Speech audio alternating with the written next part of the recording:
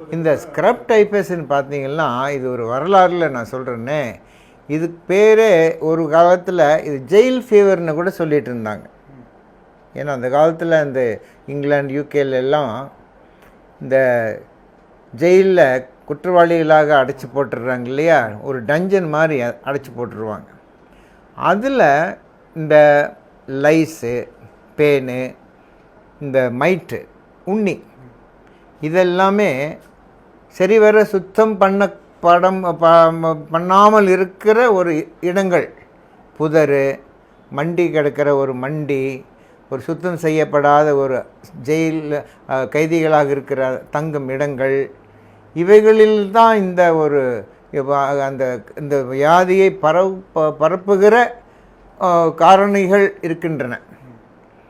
So அந்த மாதிரி சூழ்நிலையில் ஒரு நோயாளி, ஒரு ஜெயிலர், குற்றவாளியை அந்த ஜெயிலில் போட்டாங்கன்னா ஏறக்குறைய அவங்களுக்கு ஜெயில் நீதிபதி தண்டனை கொடுக்குறாரோ இல்லையோ, இந்த காய்ச்சலினால் அவங்க உயிரிழந்த நிகழ்வுகள் நிறைய இருக்குது. நிறைய போர்க்காலங்களில், பஞ்சங்களில், பற்றாக்குறைகள் சூழ்நிலையில், சரிவர பராமரிக்கப்படாமல் இருக்கிற இடங்களில், அந்த மாதிரி சூழ்நிலைகளில் தான் இந்த மைட்டாக இருக்கட்டும், லைஸாக இருக்கட்டும்,